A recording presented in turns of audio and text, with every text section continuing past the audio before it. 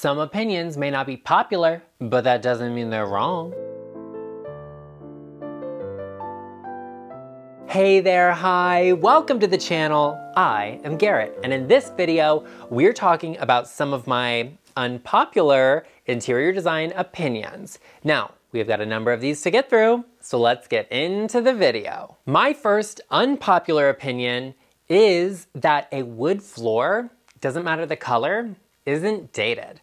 I see this all of the time and I hear people give advice and it's like, oh, this type of floor, the red floor, the oak floor, the this, the that, the whatever is dated. And in my opinion, if a floor was done well, it's not dated. Doesn't matter what color the wood is or what tone. Hey, maybe something is not the most popular at the moment, and if you're building a new house or you have to rip up all the floors, go with what's in at this time or what you like at the moment, great. In my home, we had to take up all of the carpet and the tile because it was just old and not it was dated, but it was just not in the condition. So when we replaced it, we did put in something that is a little bit more current, that's more modern and contemporary, but I didn't have to rip up a wood floor that was still in good condition to do that. And I don't recommend anyone else does. Not only for the fact that it's just wasteful and not a good use of resources. One thing worth considering is if you don't like the tone of your wood floor, can it be refinished? Can you have it sanded? Can you have it patched into and extended into that room that has the carpet you're looking to replace? Look at those options and what you can do to save what you have before you just rip everything out. But on the other hand, what I can't stand and I can't do is a transition between a wood floor and a tile floor in an open concept space. That to me always looks like there was builder grade carpet that you had removed and replaced with a solid surface, but you couldn't find the tile to match it, so you opted to do a wood or wood look option. That always says that to me, and it doesn't ever look really elevated because it looks like you just didn't want to take up the tile. For me, that's a non-starter. I would have to redo all of the floors. But if there was a really great floor, a red oak floor, like I'm not that person that's going to tell you something is dated and it needs to be ripped up if it's done well. The next unpopular design opinion is probably the most controversial, and it's all about the recliner. Just so we are clear, before you go off in the comments section, I don't have a problem with the act of reclining. It's a non-issue. Do what you want to do, live your life and your fantasy and your reality in your home. I just don't like the aesthetics of the recliner. I think there are better options, things that are hidden, things that tuck away a little bit, things that don't just say like a big bulky recliner. There are sofas where there's like an automated footrest and headrest that come out and fold away so it looks like a normal sofa. That's one of my big pet peeves, I think. Why is it that the footrest on a recliner can, like tuck away and recline in, it can hide away, but then the headrest can't, and then it looks like a normal chair? For me, the issue I have is I feel like the recliner has not been elevated like other things have. It's just what it is. It's just what I see. And I think most people agree with me that maybe the recliners are not the most beautiful item in a home. If you need a recliner, obviously have one. If it's a health issue for you, or if it's something, any reason, or you just like it, it's just comfortable, go for it. If you have a movie theater, I'm expecting to see a recliner. Okay, like that's just the tea. When I go to the movies, I upgrade my seats so that I have a recliner. Not that I've been to the movies in a while because of everything happening, but that's not the point. There's no reason you can't have a beautiful space with a recliner. I just feel like the market for recliners has not elevated with style. You know what I mean? And there are a plethora of beautiful recliners that I have seen that don't look like that traditional recliner, but they still offer the same functionality, the same comfort, the same usability. I don't think you have to sacrifice on aesthetics or a beautiful space for anything, for any reason. There is a way to combine everything together. And even if that means like, oh wow, look at this really cool convertible sofa. It's like a spaceship. It transforms into a recliner. That's cool. We don't need the cup holders for that. You know what I mean? Like it can be elevated and you can take it to the next level without having to sacrifice or compromise on the aesthetics and the overall design of a space. My next unpopular design opinion is all about the fancy houses and the fancy house people and the people that like to tell you what's in and what's not and what's dated and what's current. but they just have the fancy houses or the new houses. I'm not the one. I don't play that game. I have a fancy house, but that's because I made it into this. I took something that had great bones and a lot of potential, but was not elevated and turned it into something gorgeous and beautiful. That's what I always advise for people to do. Work with what you have and make the best out of it, because that's the most realistic thing you can do. But if someone is like, this house is dated, I'm buying a new house and I'm moving into the biggest, fanciest, nicest house or whatever, and it has this and it has that, you're not gonna sit there and tell me that what I have is dated just because you went and bought something new. Absolutely not. I don't play that game. Not for me, not for anyone. I don't buy it. I don't follow those people. I don't listen to those people because it's not realistic. It like feeds into this, and it's kind of like you're justifying what you have and why you spent something or you bought something new by putting someone else down or what they have. No. Just like I'm over here. I have my mahogany furniture. I don't care if anyone likes it. I don't care if you like my artwork or whatever is in my house. No one's going to tell me anything about it because I like it, and that's what I need to have. It's beautiful to me and for me, just like what you have should be for you. And I'm not just trying to be a person that's like validating everyone online, but the reality is nobody is going to tell me anything about what I have is this or what I have is that or any of this stuff just because you went out and bought something that was the newest, latest thing. You don't need to be that person. I'm not that person. Don't feed into all of this putting people down because of what you have is newer to lift you up or something. No. I think it takes a lot more skill and creativity, and it's just a lot more intriguing when I see someone that has elevated something that would be considered dated, or when someone can take something that's not beautiful and make it something gorgeous and elegant and unique to upgrade it while keeping its style or its original appeal. That for me is timeless, it's elegant, it's creativity, that is talent, not having a brand new house and then telling people what somebody else's have is dated. I don't buy it. Please don't feed into that, because it's always kind of a keeping up with the Joneses thing that you're never going to be able to keep up with. Embrace your style and your uniqueness in your space. Speaking of original, unique, different, one of a kind, we're not talking about me because yes, I do fit into that category. We are talking about Albert. Albert! Not that he could hear that, but let's go get Albert. Albert, don't stick your tongue out at everyone. Albert, you're just so relaxed. Everybody says you're not even real. You're very real? Oh, yes, I know. I know. I know. They think you're so cute. You look like a little stuffed animal with no eyes. And no teeth. Who can't hear? Who almost can't hear? I know. Don't make fun of the puppy. Are you a puppy? Are you a little puppy? Well, while Albert is here, everyone should take a moment and hit the subscribe button and turn on the bell notification to get notified every time I upload. What was that, Albert? They should also let us know in the comment section as soon as they hit that subscribe button so we can welcome them personally to the channel. What a good idea. Okay, Albert.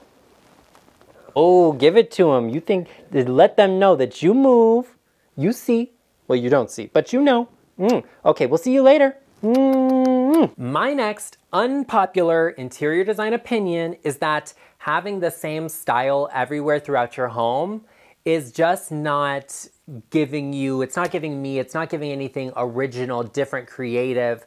I like to see a mix of styles, of furniture, of different things happening in each space. When I am furnishing my home or my space, I'm always looking at what is classic and timeless and what's the newest, trendiest, current thing. Because I want a mix of different things together. So I may see something that's trendy, like in my studio, I opted for this boucle sofa.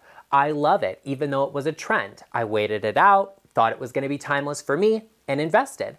But I always am looking to mix things together. So I have a really beautiful wood table with a green marble top, which maybe that's not the trendiest thing at the moment, but it is something very timeless. They are always going to be classic. They mix together in a unique way. For example, one of my favorite designers is Kelly Wearstler. When she does a space, she's not looking to say like, what have I done before? What's my style? What fits in with what I do? No, she's out there, she's sourcing, she's curating. She'll go to showrooms and flea markets and she'll go online and look for interesting, unique things and then bring them together, even if they're not the most popular at that moment. Honey, when Kelly Wearstler does it, it will become popular. She's setting those trends because she's not looking at what's in at that moment. She's looking for what she likes. That's what you should always be doing. So don't think just because something is a trend, it's not for you. See if you like that and then work it into your space if you do. Mixing different styles together in one room then allows you to mix different styles from room to room together, but have that one piece of continuity between them. I did a video all about mixing interior design styles that will be linked in the description box, so be sure you check that out. But I also think you can create good continuity by having one color that connects two spaces. For me, that's blue. The studio has a lot of blue features in it, but I recently painted our gym blue so that there is that connection there. It took me a year to put together the studio because I didn't just go online and buy any and everything that would work. I took the time to find things that I truly love. So can I sit here and pinpoint one thing that is my favorite?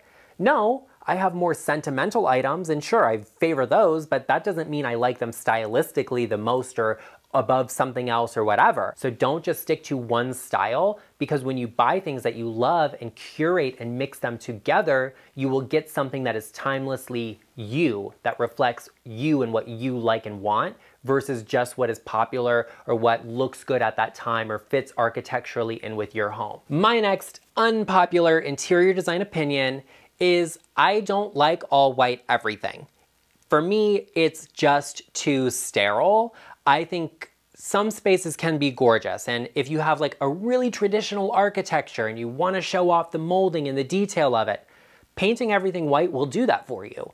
But bring in some colorful art, some unique pieces with some colors, some leather, bring in some contrast to create a little bit of fun, a little bit of visual interest. But if you have that more modern space, I would not be painting it all white. For me, it's kind of like a big white box.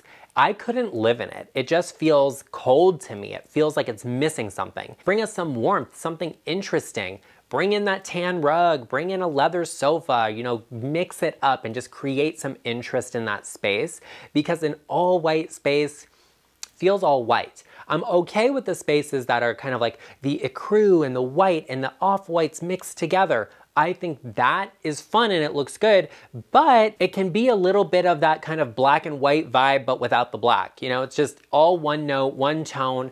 Mix in some black, mix in some gold, give us a little bit of contrast somewhere to create that interest. Maybe even bring in some natural stone, a marble coffee table, just to have some natural elements, some veining. An all white space for me is like all white. I tried it. I painted everything in the house white. I couldn't live with it. I need a little bit of color somewhere. But if everything in a space is white, it just feels a little bit white. I also think it'll be dated soon, but that's not the point. My next unpopular interior design opinion is that I am so incredibly tired of all the consumerism. I just feel like every design influencer I see is constantly like, you need this piece of decor, look at what I bought, look at this, look at that, I just got this is new, go here, get this. I can't do it. I'm not that person that's constantly like, I need to buy something, I need to get something new, what do I get here? Let me get this vase and that vase and that vase and that vase and that vase. No. And that's the difference between a design enthusiast and an interior designer. You know, a designer sources and curates and we look for things and we take our time. We want to make sure it's the right piece because we're not constantly replacing things. I can genuinely tell you, I have not brought a piece of home decor into my home probably in 2 months, maybe even 3, because I don't need it. You know, when I start decorating another room, I may have to buy 1 or 2 pieces, but I invested in really beautiful stuff to begin with, so I don't have to do that. Here's a prime example. I have this gorgeous silver leaf, live edge style table that I bought 8 years ago from Z Gallery when it was in and I had the apartment for it and it looked really cool. When we moved into this house, I thought, I probably won't keep that because I don't know, I'm just hemming and hawing, going back and forth on it. Well, I recently worked on making over our gym space where that was, and as soon as I got the space painted and I had it accessorized, I realized I really did that. I made the best investment ever 8 years ago, and I can't believe I seriously considered that I might need to replace it. I love it. As a matter of fact, put the picture in here. This is stunning, and it works really well because I bought a beautiful quality piece, which made me not want to get rid of it and made me appreciate how it looks here. When I made over that entire space, all I bought was a can of paint and a mirror. That's it. That's all I needed because I already had a lot of beautiful things, furniture, accessories, collectibles, and decor that I love. You can do the same thing without having to constantly buy something new or go out and get the newest collection that just dropped here. Consumerism and all of that, we feed into it and we see it so much that you feel like it's normal. It's not. We don't buy that much stuff. Like when I'm working on a makeover, a space, I'm designing something, what do you have that's sentimental that we can use as decor and accessories we can decorate with? That way you don't have a bunch of meaningless junk in your home. Don't buy into the whole like buy this and buy that and buy this and buy that. Like when I show you something, it's because it's something I have or it's something I actively use. It's not something that like I just bought and I'm like, this is the pill that's gonna fix everything and make your home beautiful and this and that. I will take weeks to find the right item, that specific piece for a space that I know is gonna be there for the long term and that I will really like, that whoever inhabits that space will love. That's what's important, is that you get something that's for the long term, not for the right now. Always quality over quantity. Well, there you have it, everyone. I hope you enjoyed this video. If you did, be sure to let me know in the comment section down below. I want to hear from my subscribers. What is one unpopular interior design opinion that you have? I need to know, so share with me. And while you're at it, give this video a like. I also know that you know someone that they are thinking about one of these, that they are doing it, that they are planning it. Honey, they're planning on tearing up the red oak floors and you're like, but what was the reason? Share this video with them because friends help friends. And I will see you in the next one.